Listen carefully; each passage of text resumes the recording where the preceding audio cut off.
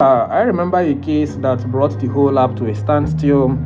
A young man, barely 28, was brought in from a popular hotel in Benin. Guess what happened? The family was screaming foul play. They were ready to arrest the lady he was with. They were claiming that the lady had poisoned the guy, that she put something in his drink to reset his life. We started the screening. At first, the blood looked normal, okay?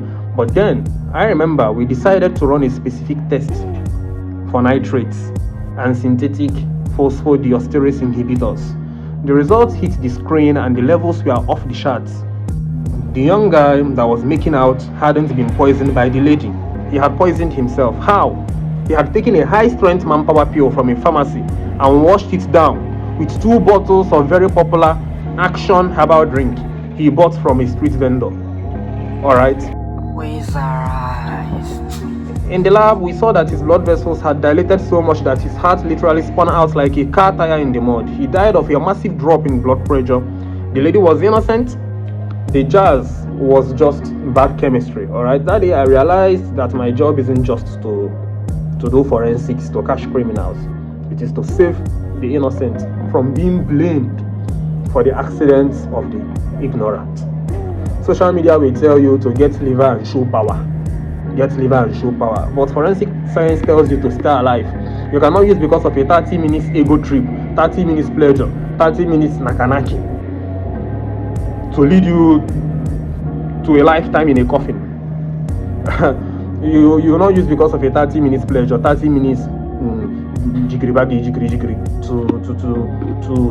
to take yourself to the eternal when it is not your time. Now mess up. So if you ever find yourself in a situation where someone slumps after taking these mixtures, don't just pray. Call for help immediately. Your honesty can save a life. Your shame will only help the mortician. If you are ashamed, it will help the mortician. But if you are honest and call for help, it will save a life. Coming to what I wanted to talk about today. Let's say perhaps a young man goes on a date, takes some enhancements to look like a superstar, and the next morning he's a corpse. The streets call it jazz or Ashawo medicine, but in the lab we call it chemistry crash. Alright? Let's analyze manpower. When a man takes a performance pill like sildenafil Viagra, the drug tells the body to release nitric oxide. The chemical makes the blood vessels relax and open up wide so blood can flow. This is called vasodilation. Now here is where it gets deadly. Many of our local bitters and herbal power drinks in Nigeria are loaded with unknown stimulants and nitrates. When you mix that local herbal drink with a pharmaceutical pill, you are giving your body a double dose of open the pipes. Imagine a water pipe designed for a small house suddenly being forced to hold the volume of a dam.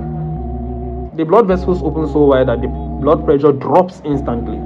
The heart tries to pump, but there is no pressure to move the blood to the brain. In seconds, the brain shuts down, no struggle, no scream, just silence. The biggest mistake is the more is better mindset. People think the more they take, that's the more is better, but that is wrong. Some persons will be like, if one pill is good, 2 pills plus a bottle of bitters is legendary. What went wrong is synergy, a situation whereby 1 + 1 = 10. You didn't just add the effects, you multiplied them. Your heart wasn't attacked by a spirit or by a spiritual arrow. It was emptied of pressure. It was emptied of pressure by your own chemistry. Okay? Forensics show us that natural doesn't always mean safe. Many local mixtures are not regulated and contain hidden chemicals that react violently with pharmacy drugs. What is my advice? If you are using any performance aid, never mix it with alcohol or local herbal manpower drink. You are not a machine. You are a biological system with a breaking point.